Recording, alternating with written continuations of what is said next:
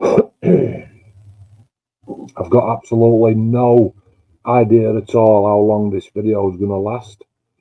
It's 22 minutes past 11 on Saturday the 9th, is it? 8th. Saturday the 8th of June. My camera's there. Saturday 8th of June 2024, and coming off the back of the Italieri Mass torpedo boat, which was exquisite. If you haven't seen that video, it'll be down there somewhere. I needed something to sort of like keep me going a little bit, but not to be too overtaxing, but a little bit challenging, but nice to build. Most of the time, it's really nice to do a nice to build thing. Now, James down in Plymouth is doing an F4F, a 1 in 32 Rebel F4F. And I've got one in the stash, so I can't do that. I know me and James had a chat last night. It's not happening. I've got a pre-started A10, pre-started.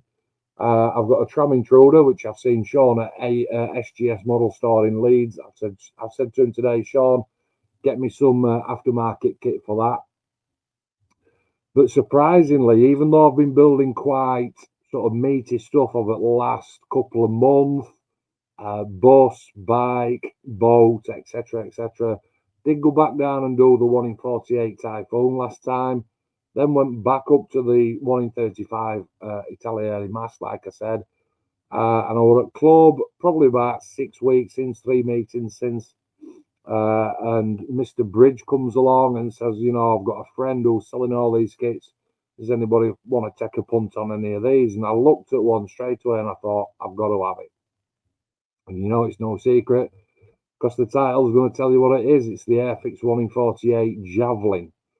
Now, bit of backstory before I crack on. I actually bought this kit many moons ago. Probably I've been into this now for 8 years, so 7.5 years ago I bought it, and I liked the look of it then. But at that particular time, I'm kind of a little bit in over my depth. I'd literally only just started. I think I'd done Revel's Mosquito, the big Mosquito where the canopy's really shit fit.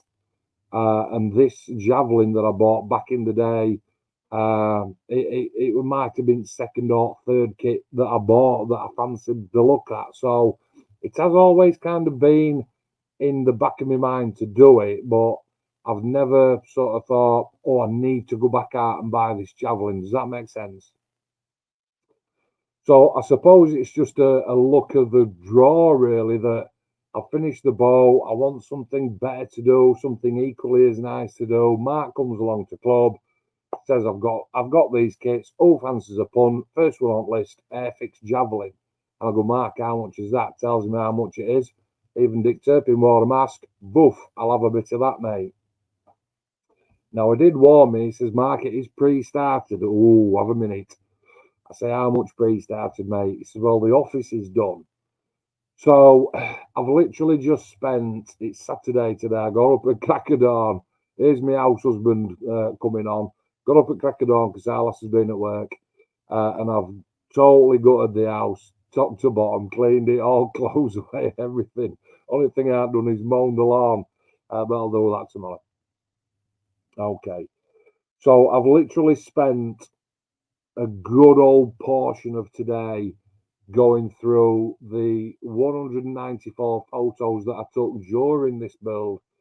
And I've had to resequence them, re-edit them, all kinds of things, just to get them into some kind of order for you.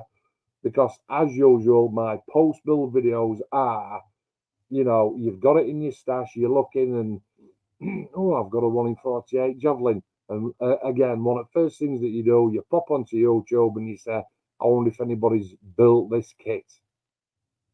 Now, as usual, I can't do a overhead, different camera angle kind of view because I haven't got the time to do all the post editing on that.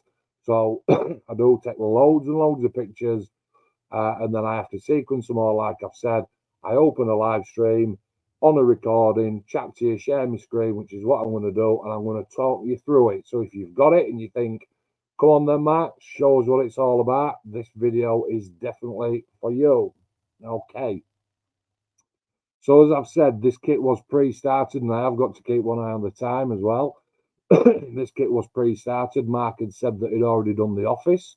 Okay. So if we look, you've got a couple of red X's there, and that's basically, well, it's generally the sort of seats area, if you will. We're starting up at number 1, 2, 3. I didn't do any of them because that's what we're already done. 4, 5, 6, 7, 8, right down to number 8, which is the seat. And I picked the story up at section number 9. So as I'm going to start and flick through these photos, it will absolutely all make sense. Well, I'm hoping it will. Okay, so that's where I picked it up. Basically, that centerpiece there that had already been done. However, the guy, not going to disrespect him because I don't even know who it was. The guy had started it, but the seats weren't cracking.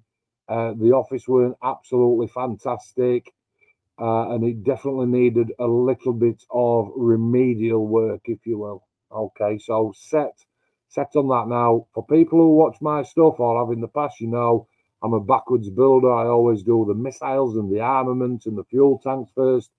Then I start to section build, getting all the wings glued together, pylons glued together, absolutely everything. So I'm literally start sort of like a third of the way through the build process.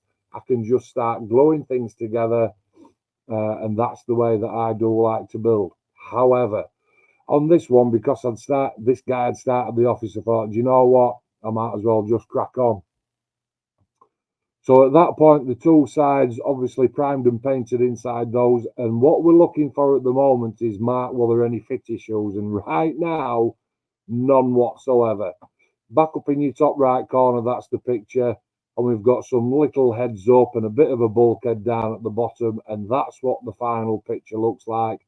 And again, you can see, hopefully, up at the top, that's the finished cockpit. I will drag it down for you. That's the finished cockpit and the seats that I did with the console with those particular products. Okay, very, very simple.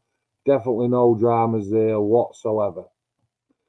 Once you've got that inner section done, you come to fit the two outer sections, and you can see there's a cutout there on the right hand side, stage 13, and similar the same on stage 12.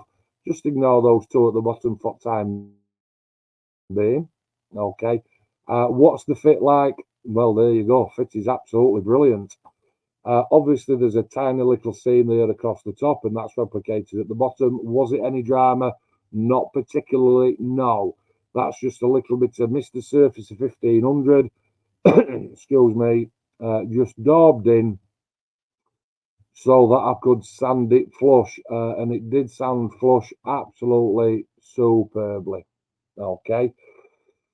So, stage 18, that's where we're up to already, and you can see down in your bottom left-hand corner, we've got the air intakes, and both units are marked with a P&S for port and starboard, and if you'll have a look at the photograph above, you should be able to see right up at top the P, down underneath the S.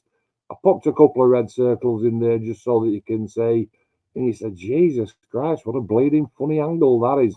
But that's how it is, okay?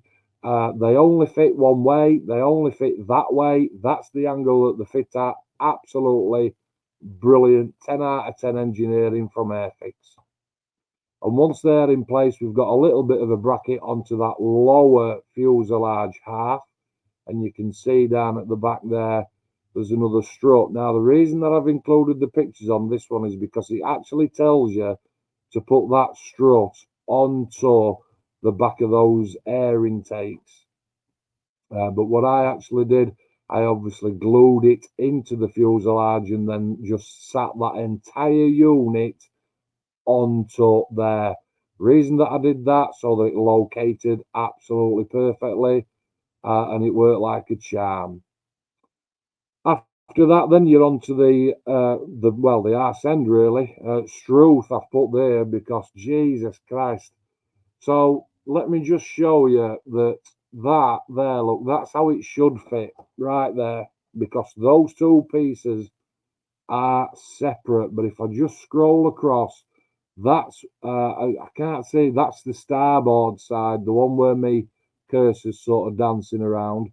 The port side that's got the P on it, perfect fit. The starboard side, which is there down at the bottom, you can see that there's a definite misalignment there.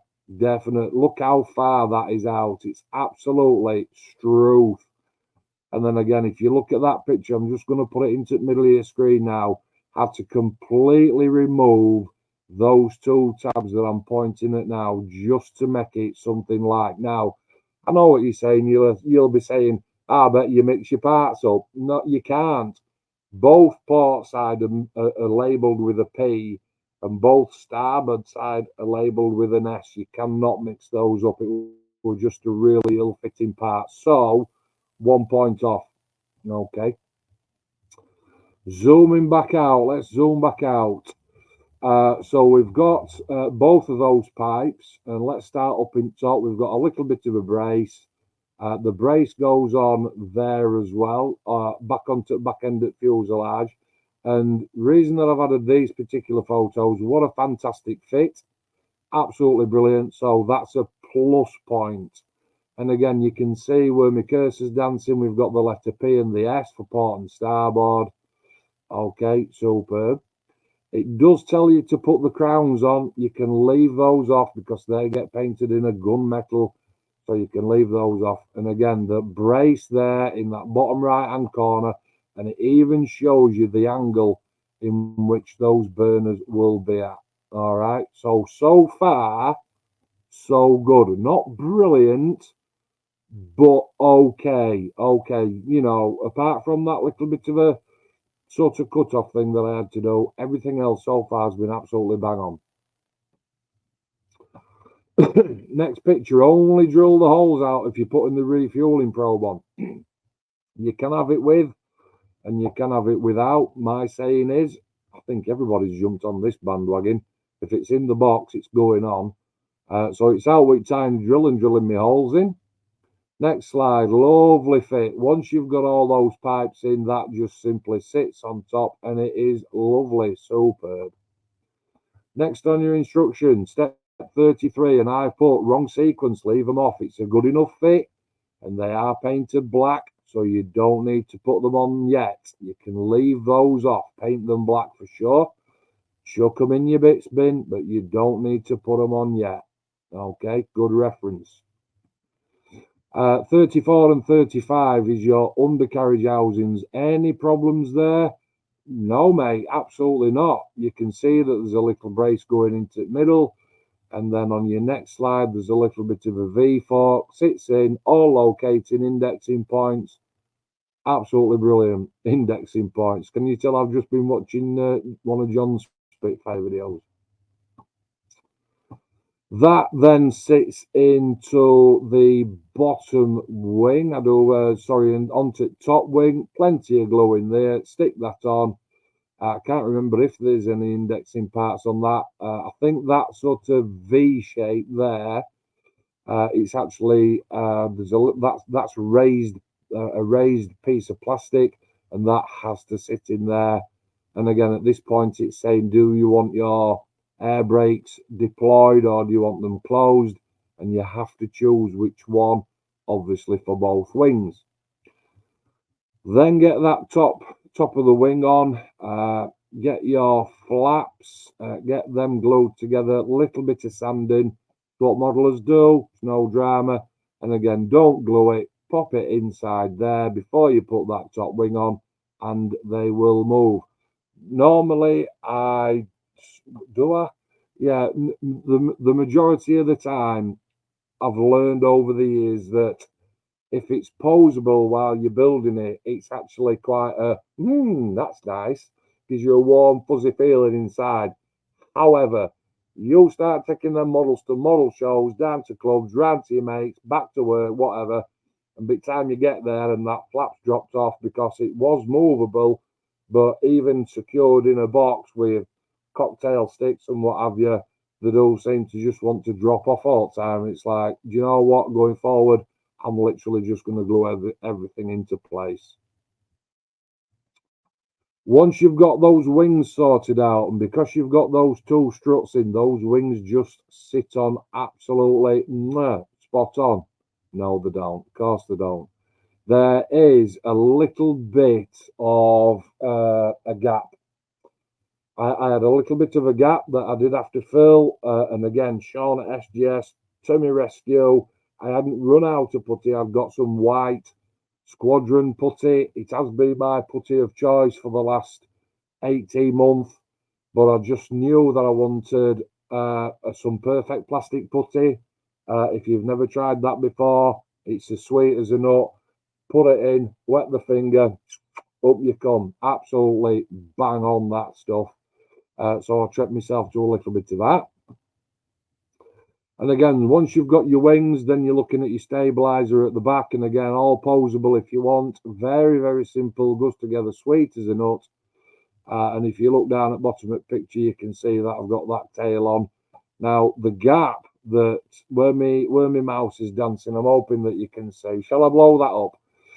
The gap that you do get to fit that in, scrolling up, where my mouse is dancing, where it says Javelin, where the tail meets the fuselage, the gap is so incredibly big and juicy and meaty and tasty and gorgeous and absolutely fantastic that you can leave that tail off completely. You can build it, you can prime it, paint it, decal it, absolutely everything to a finished state because the gap is that big. And I'm pretty sure that I have got some pictures a little bit further on down the line. Okay, step 54, then again, looking at the silhouette there, it's saying, oh, we're going wheels up. And in-flight carriage doors are perfect fit. Now, I do know that because, obviously, I painted inside those, and again, there's more photos to come. But you need to protect what you've painted in there. You can put some blue tack, some blue roll. But the best thing to do is put your undercarriage doors on to protect the paintwork that you've done in there. That's how I know they are a perfect fit. And again, before you start painting, this is the top of, no, that's the bottom of the aircraft, sorry. You've got loads of little pods and sticky out bits. Let's just call them. Make sure that they go on, obviously. Then we've got a couple of fuel tanks built in. And again, picture underneath, you can see absolutely no drama. Superb fit. We're 10 out of 10 here. Absolutely cracking. Brilliant stuff. Next picture, so already on stage, can't even see that. Is it a 6? Is it an 8? Whatever it is. We're looking at the ordnance that this aircraft carries, and you can see down at the bottom I've put kinked inner pylon, and in the side, the red circle, you can see that pylon is slightly kinked to the out. But if you put a fuel tank on the outboard pylon, it is a straight one. So just be careful with that. There she is. Look, there she is. So regardless of how much, I'll just lift that up a bit. I'll tilt it up a bit. Excuse me, without sort of playing with the dehedral on the wings because they're straight. You have to put them on straight. You can't start flexing wings up so that it looks like that. Does that make sense? It did leave a gap, and again, that's where that perfect plastic putty came in. It was superb. And again, before we're painting, big circle there, all these little attachments, superb fit, no problem at all. Can you see that though? E13 up in that top corner there. Let's not be putting that on. Okay, let's leave that off. E13 there. B18 though, yeah, let's get that on. And again, round at the other side. I mean, at this stage, this one's got fuel tanks and missiles on it and all sorts of shit. As a seasoned builder, you'd say, well, obviously I'd know how to leave those off. But if you're a novice, if you're newer to it, and you think, I fancy this Javelin, and you've never followed instructions before, and you know all the loopholes to sort of jump through, it's very, very easy to stick those on. What's the fit like, though, right at the end of the build? 10 out of 10. Sweet as. So you can see the wing, sorry, the stabilizer there, the rear tail, that's actually just plonked in, and everything is primed in MRP black. I don't go too overboard with my primer. Primer's just a coat that your paint sticks to. Don't need to be jet black. So just a couple of light coats. Okay, and then started with the mottling. I do like to do that mottling coat. In fact, I absolutely love it. It gives a little bit of a essence, if you will, on the different paint tones, that once you've started to get that paint down and you're sort of highlighting little areas and mottling little areas, especially with that MRP paint, it does make a massive difference. Okay, bit of a close-up so that you can see the different effects. How do I do that? You've seen that I've primed it in black, and then I've got medium sea grey, I think it is. Excuse me, I've taken the end cap off my 0.15 harder airbrush, got in close, turn that pressure down, and away you go. Definitely easy. All right, it's all about making the little swirls. And you can see that side of the wing there, not quite as detailed as this one. And that's because I've started on this side and I've worked my way across, just adding some highlights and then some darker areas. Okay, just to make it look that little bit more interesting. Now, whether you do that or not, it's entirely up to you. You can sit there and argue all day long that aircraft aren't really that sort of, they don't have that many tones individually per panel. I would tend to agree. You've got to remember this is scaled down. Okay. Now you can see there I've got my refueling probe on, but the continual handling of this kit did actually mean that it snapped off right there where my cursor is. Okay, I turned it upside down to do some work underneath. Luckily for me, it was a clean break. So right at the end, it did go back on. Moving on. Still showing what I've done with this pre-shading. Okay. Why has my I think me I was just going to say I think it's frozen, but it's come back on.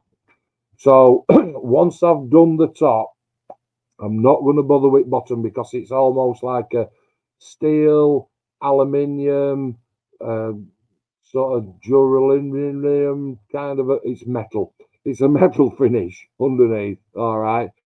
So I haven't bothered with all that work underneath. The reason that I've shown you those is because I've done all that work on the inside of those surfaces. Now, according to the instructions, all those surfaces should be steel. Didn't fancy it, fancied lightening it up a little bit. It's my model, I'm going to look at it. You're looking at it now, and then you'll never ever see it again. So because I'm looking at it all the time, that's what I fancied, that's what I did. Okay.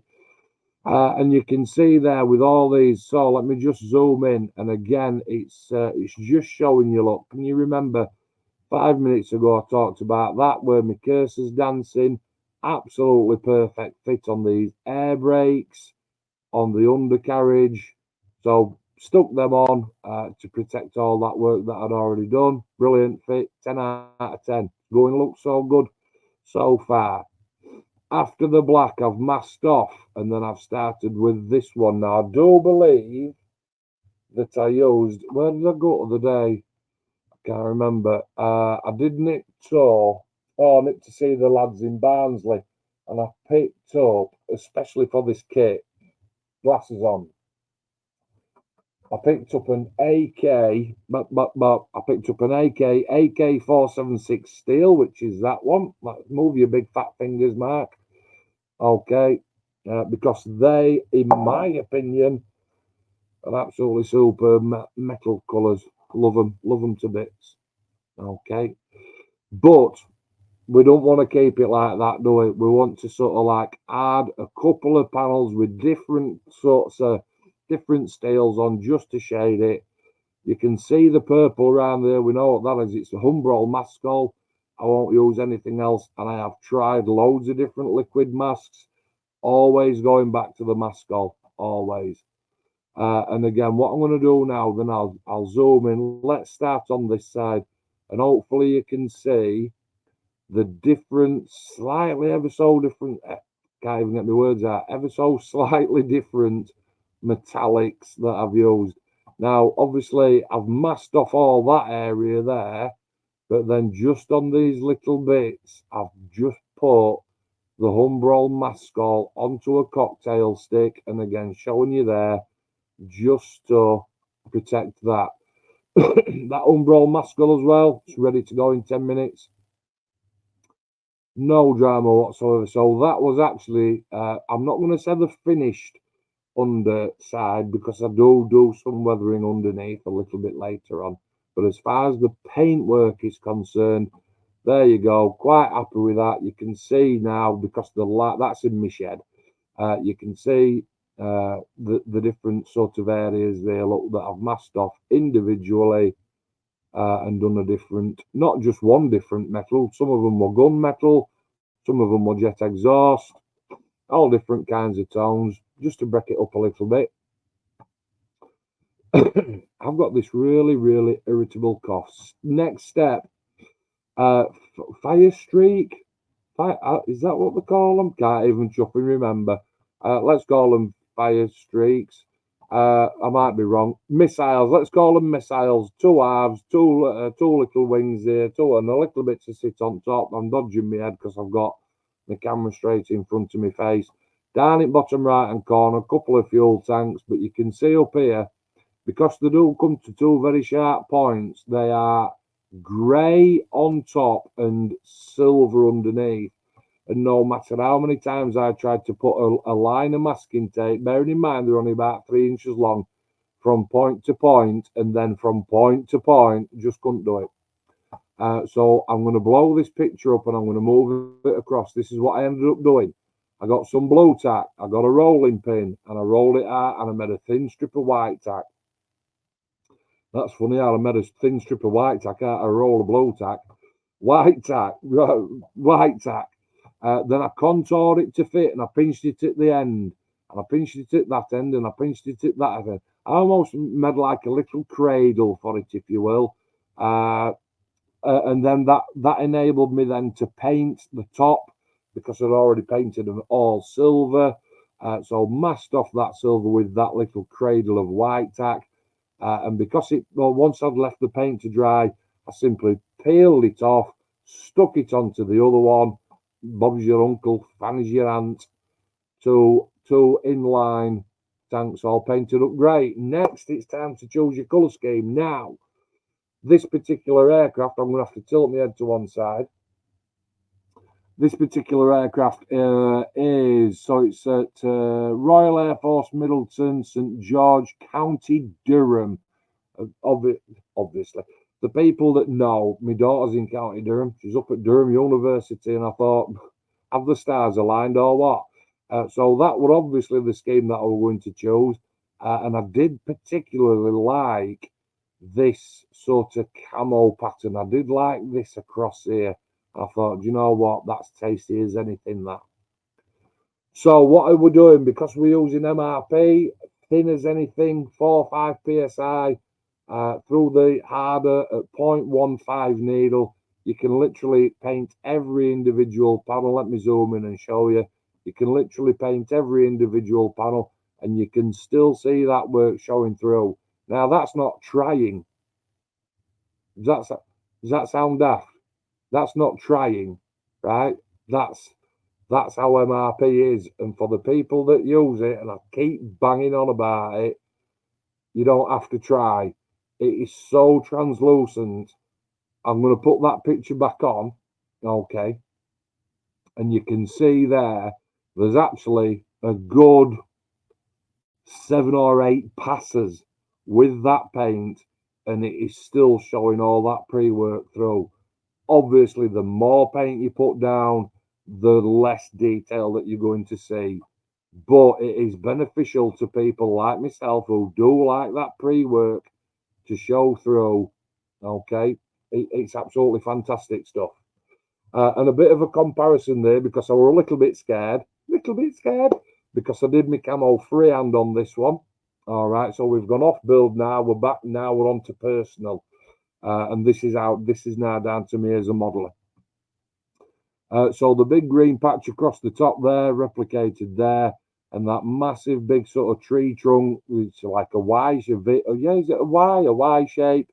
Fancied that, got it in all the right places. Grey down at the bottom, grey in there, grey at the bottom of there, grey on that bottom corner, just like that. And I actually thought, do you know what? I'm quite happy with that. It's not too bad at all. And again, because it's the different, because it's MRP, that work is still showing through. Okay.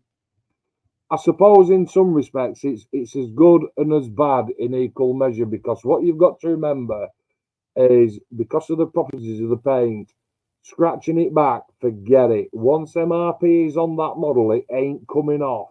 So it's not like your Tamiya's and your Hatakas and your Vallejos, where you can do a silver undercolor and then start like putting some hairspray down, or just scratching it back with a cocktail stick. Not a chance. It ain't happening. So it's as good and bad in equal measure, because it's good that your pre-work shows through, but it's as bad because you can't do any scratching back. Does that make sense? I'm hoping it does for you. Would I use anything else? Would I, bollocks? I mean, Jesus Christ. Do you know what? Out of all the 194 pictures that I took, that's actually my favourite one. It's in my hand.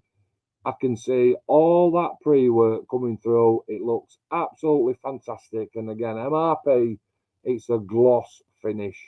So as far as putting a gloss coat on for your decals, nah, don't even need to entertain a gloss coat. Definitely not. Okay, but I do love that picture. Love it. Couple of different angles then. I think we've sort of finished the majority of the build. You can see that I haven't started the undercarriage or anything yet. There is some nose weight in that front end. Okay.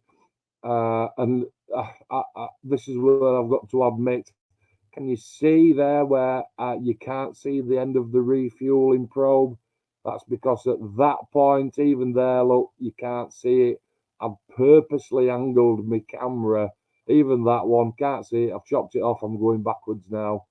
And that one as well.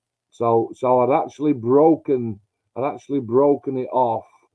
Well, even at that point, yeah, it must have been. It must have been while I was doing the silver, okay, because I have angled the camera.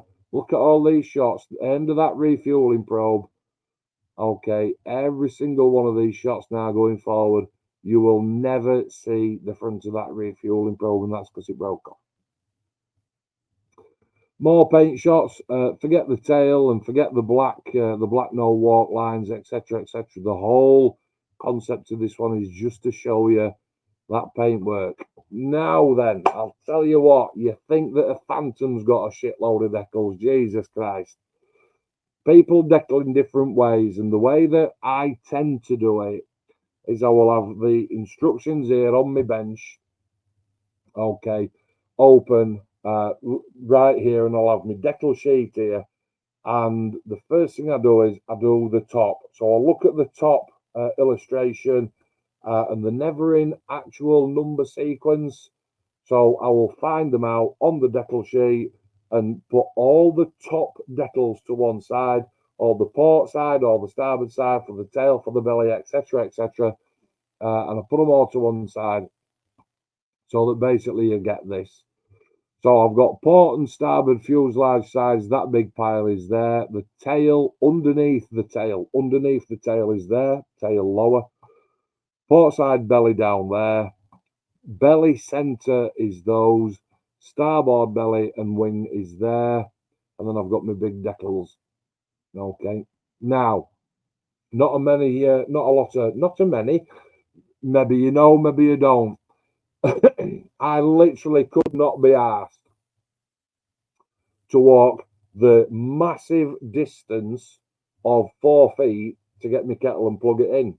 But I do know a trick, right? Which is, if you've got no hot water, if you can't be asked, you lazy get.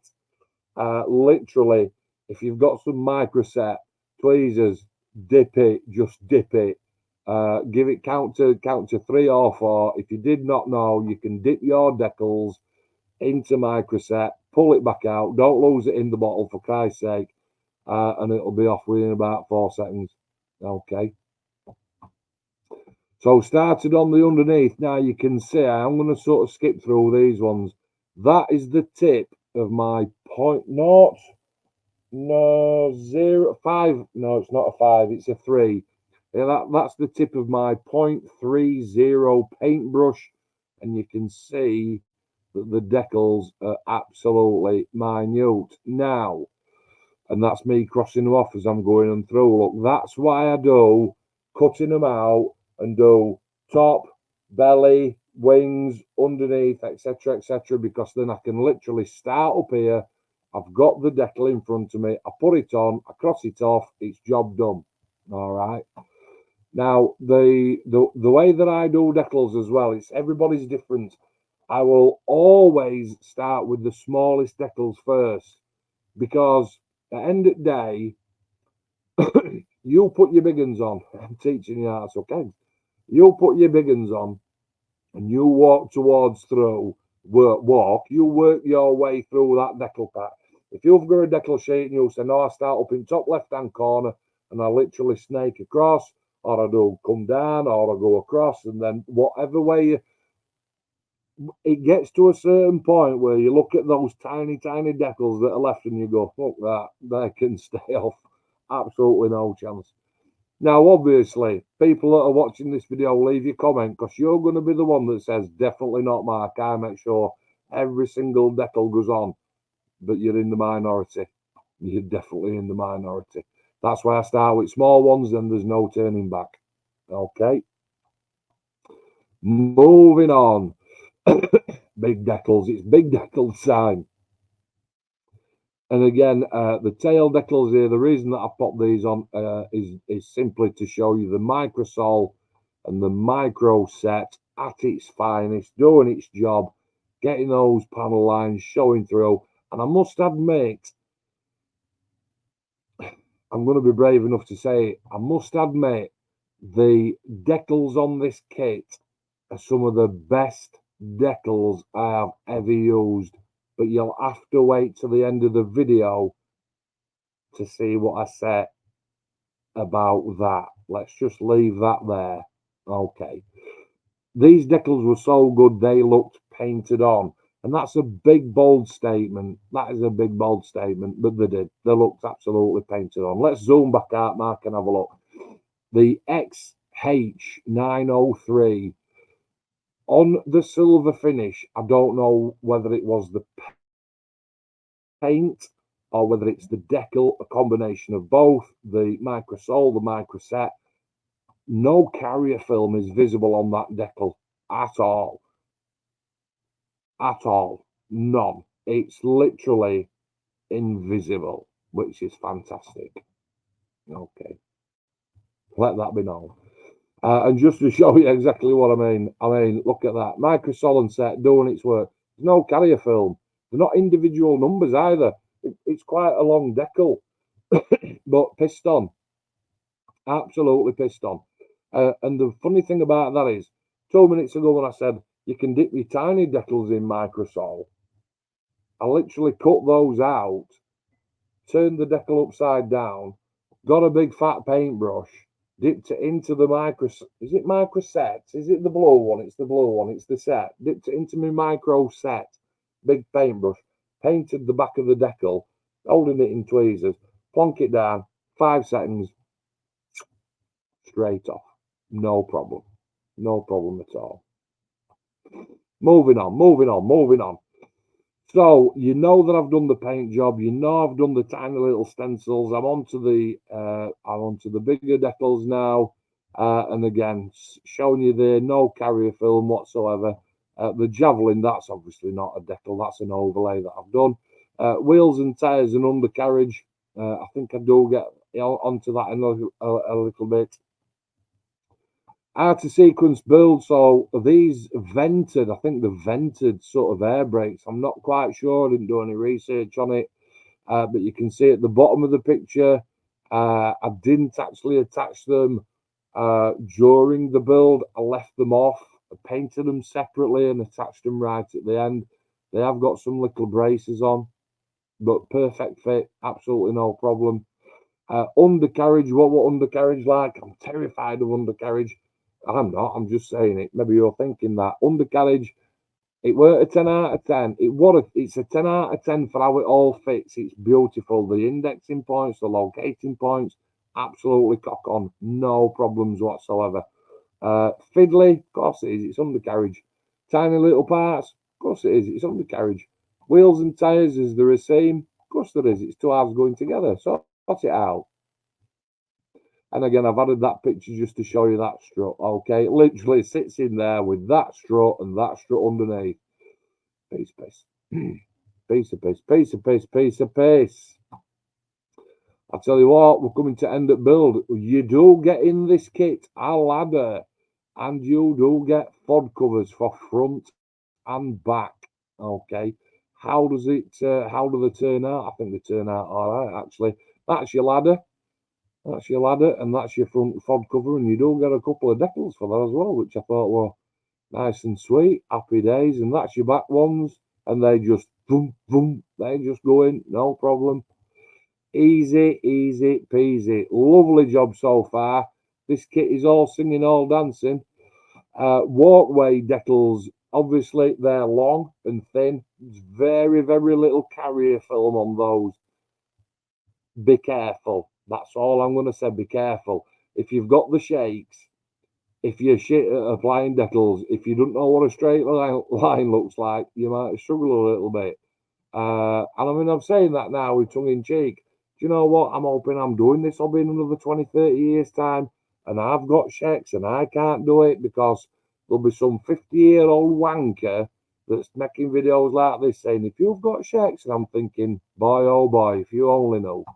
Do you know what I mean? Choosing your ordnance then, straightforward, very, very simple, superb fit. Look at the size of those lugs. Those lugs are absolutely massive, absolutely massive. Okay, and they glide in beautifully, beautifully. All right.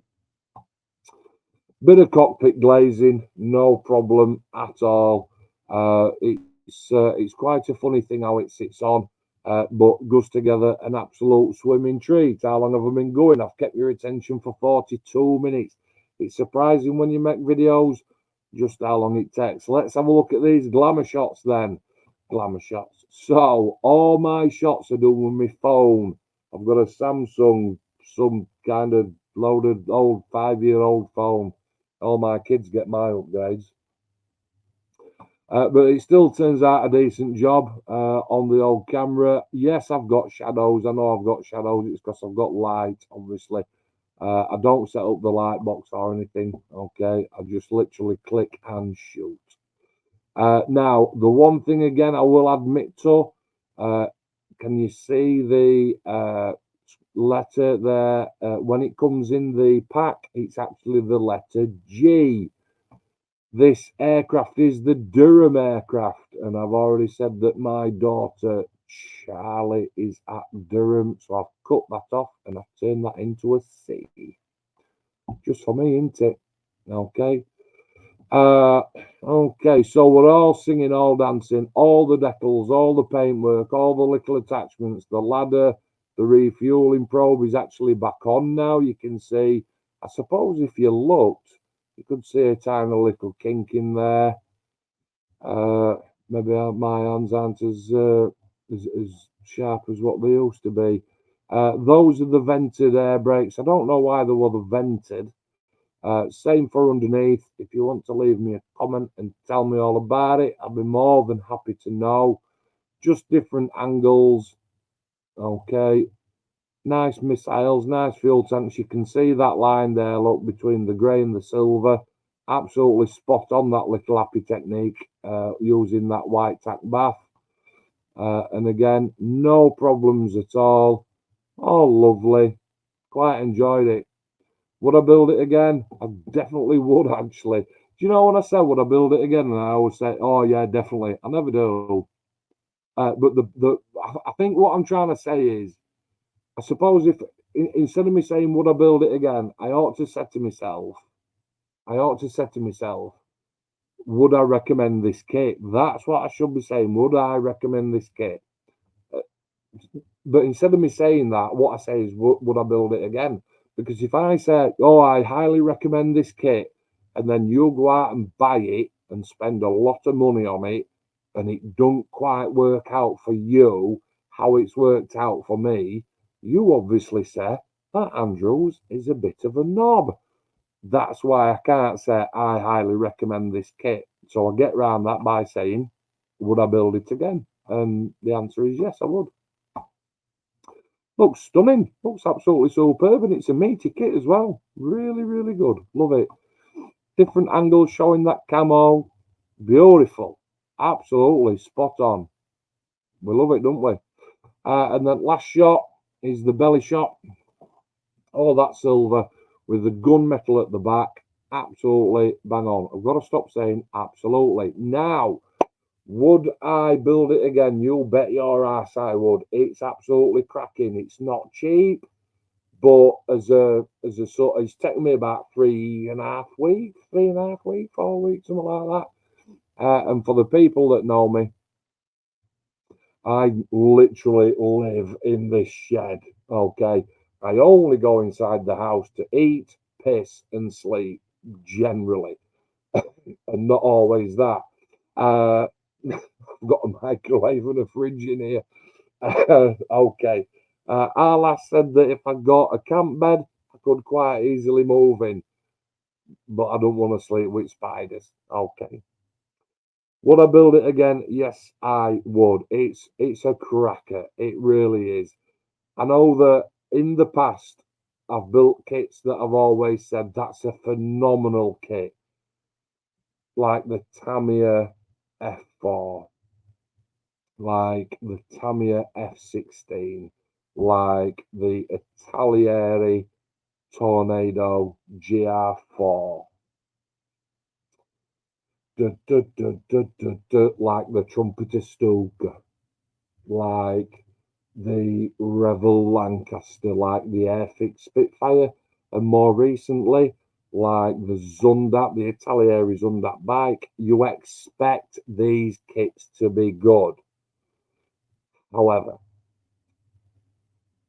to say that this is a kit from back in the day, right, I did not expect this level of fantastic plastic engineering.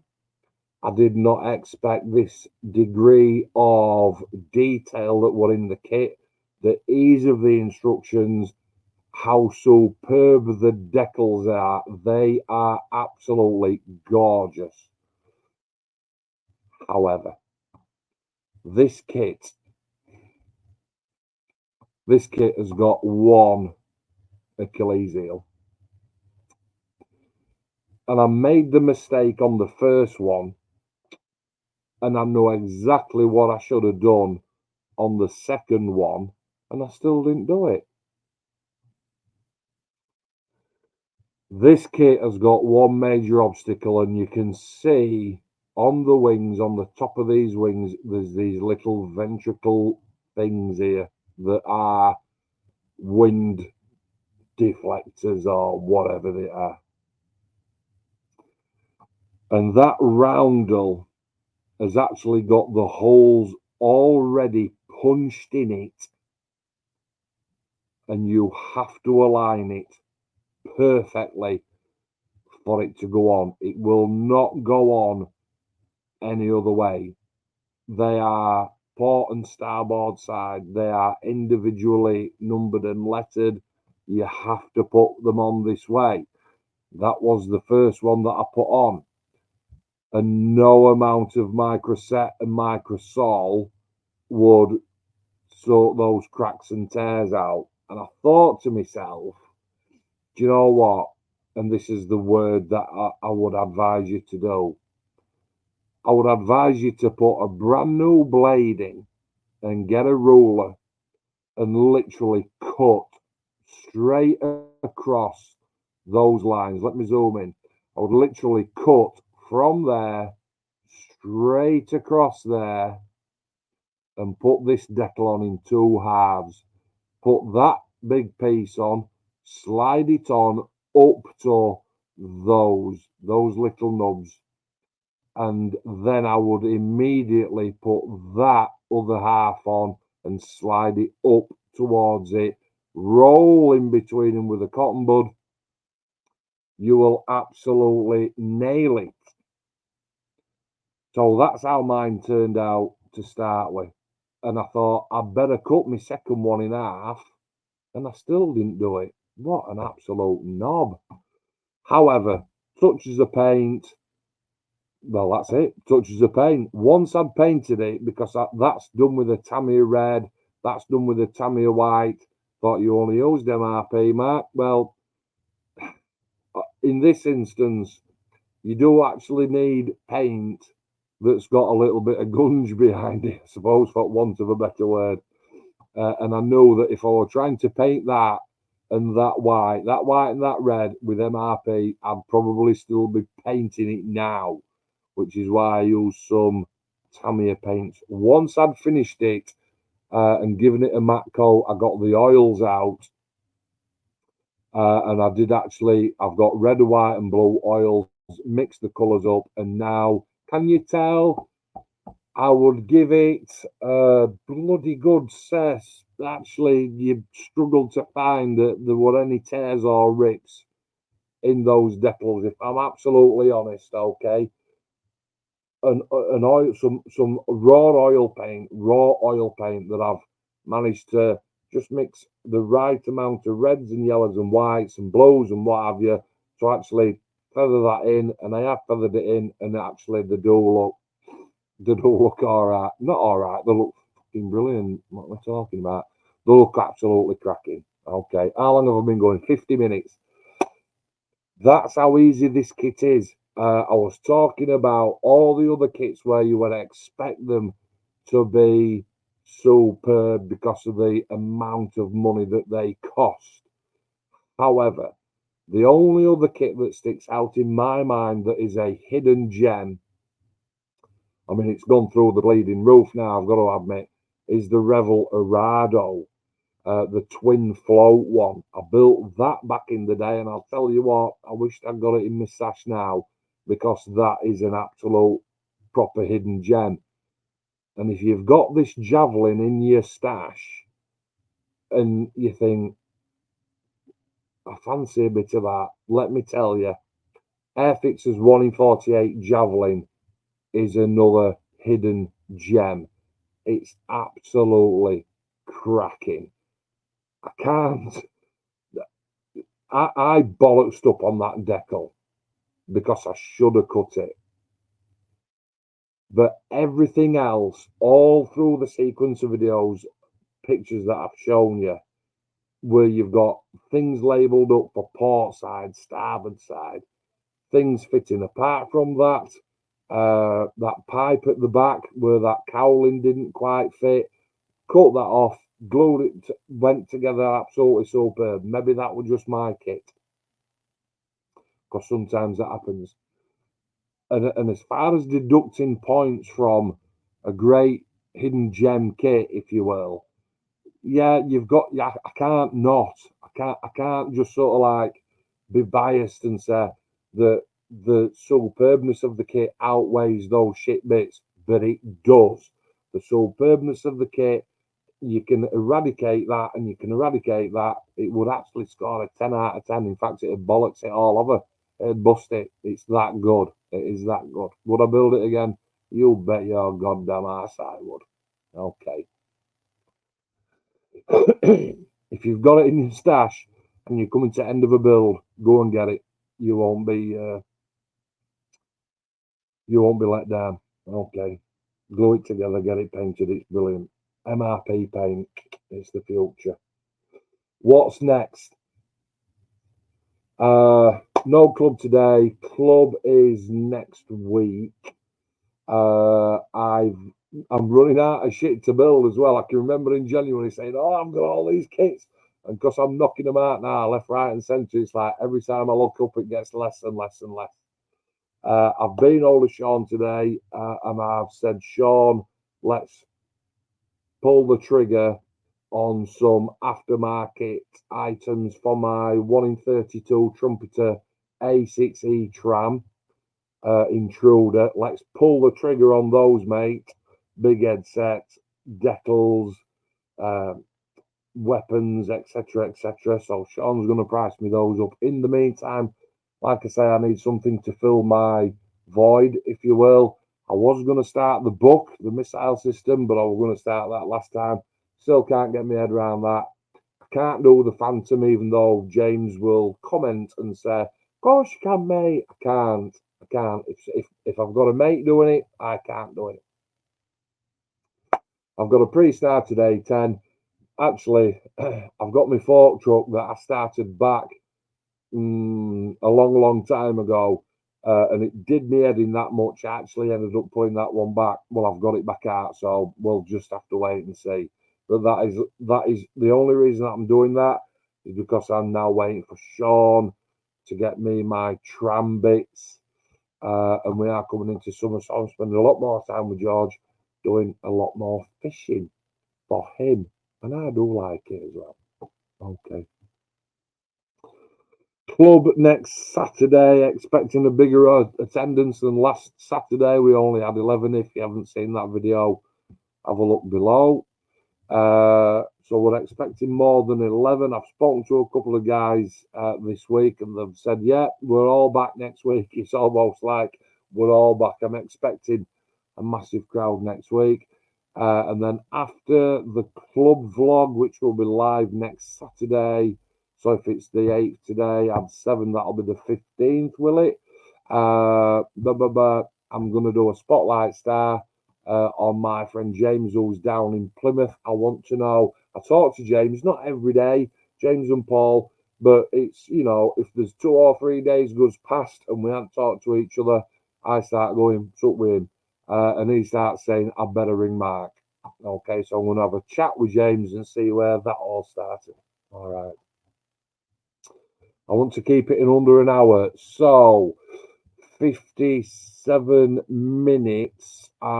57 minutes have passed that I've kept your attention for, which I much appreciate. Thank you very much.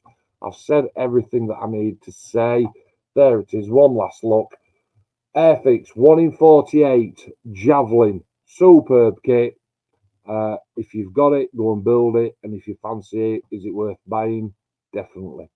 Whatever it is that you're building, whatever it is that you're doing, stay safe, take care, and I will see you next time. Cheers.